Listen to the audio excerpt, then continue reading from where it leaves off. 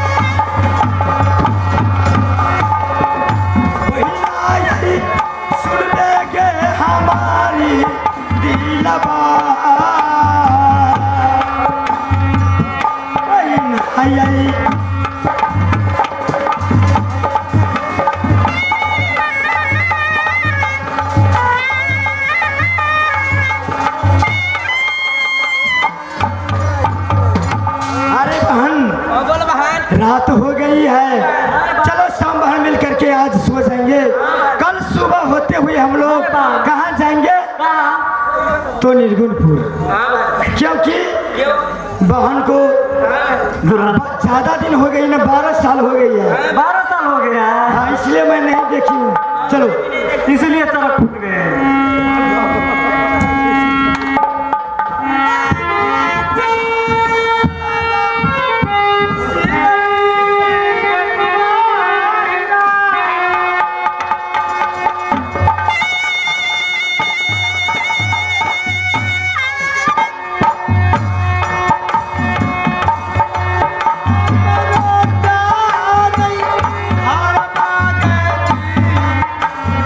हाँ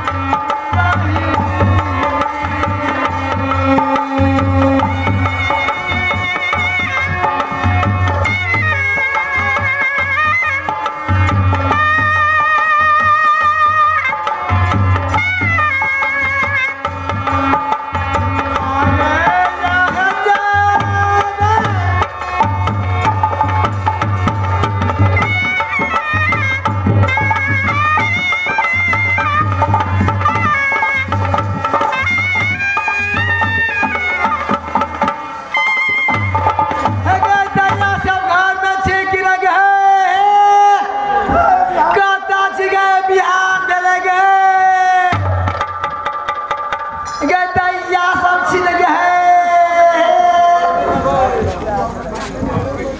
हगे नहीं सुन बच गए हगे सुतल छलिए हाँ गए आज से बड़ी हरानी में छलिए हाँ गए आज से केना हल्ला करे छे गे हाँ दरवाजा पर देखी तो केचे दिया जाके देखी तो भा सके छे कोई रात बिरात कोनो मुसाफिर एले रास्ता भटे गेल हेते जाके देखी तो दिया तो ही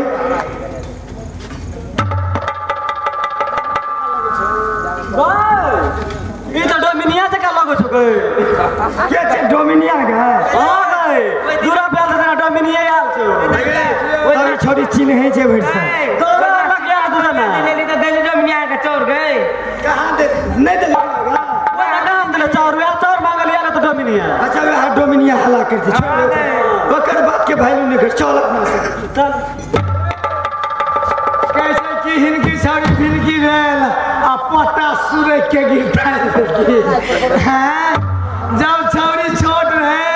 हेयो नाक में गजार के नहीं रहियो आ से छौरी सब देखियो कैसे डोमिनिया आइले अल्लाह नहीं भेले सीधा देले खाली सगेरा या दौड़े लेले हैं आ बयला डोमिनिया के या बहिना तोरो तावा महलिया में गए सीधा मंगले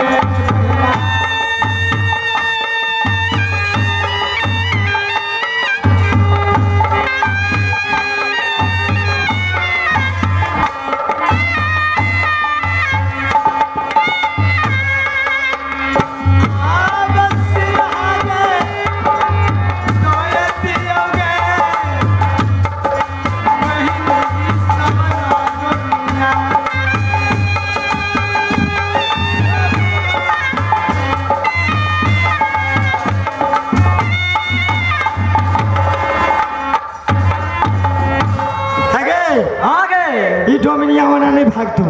डोमिनिया ने भागो तोर ना कर चल जेते एकदम हम जा छी बुझलिए बड़े हराम चल ना ले ना पे चल जेते घर भाई जेबै ने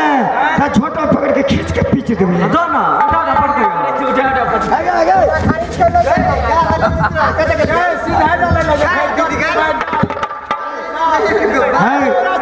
तू कात में दे अने सुन हां गए हां हगे हमरा तो डोमिनिया जका नहीं लगे छो तो क्या छे डोमिनिया छी हमरा तो बुझा छो की जरा अपन नील कुमारी नहीं चला वही ना सकल बुझे छे लेकिन नहीं तो अपन बहन तो मोटगर चले आ पातर बुझे हगे बच्चा हाथ चल से गौर से चिन्ह सब तो गाल आगे दे आगे गोल लाग दे आगे कुसियार के चिवा दिया हगे दे यार सुन हगे ने सुन ठीक है दे यार नहीं चाहिए बुझली की गलती माफ कर दे हगे आते के दुबरा के लिए हगे पिस्तौल का चित्ते बड़ा दुबरा दैया क्या करके दी दुबरा के लिए कोई भी अपना सासुर जैसे ना मेरा मुख दे बंद कर कोई भी सासुर जैसे ना ते काम करे करे जरूर लेट जाय छी नहीं तो अच्छा एकटा ई कम गप कर दिया अकेले एली ई कतरो न देखे तू संग में था जीजा जी कहाँ गए जीजा जी नहीं एले हम अकेले एलिए तरोड़ से भेंट मुलाकात करे ले कते दिना के बात छिए संग में कम से कम दोनों प्राणी एती तो हम सब देखती ने तोर शादी जब भेलो तो हम सब छोटे रही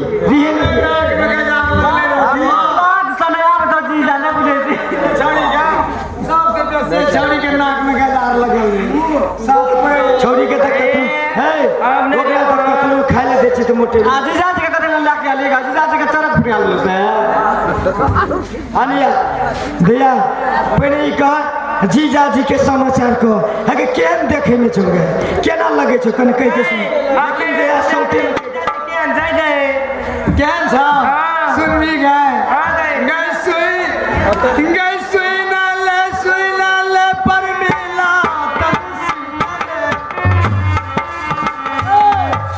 जीजा के बारात पुर मिला तब सुन गए के तोरा जीजा छौके तोहर गए गाना हमरा संग में व्यवहार कर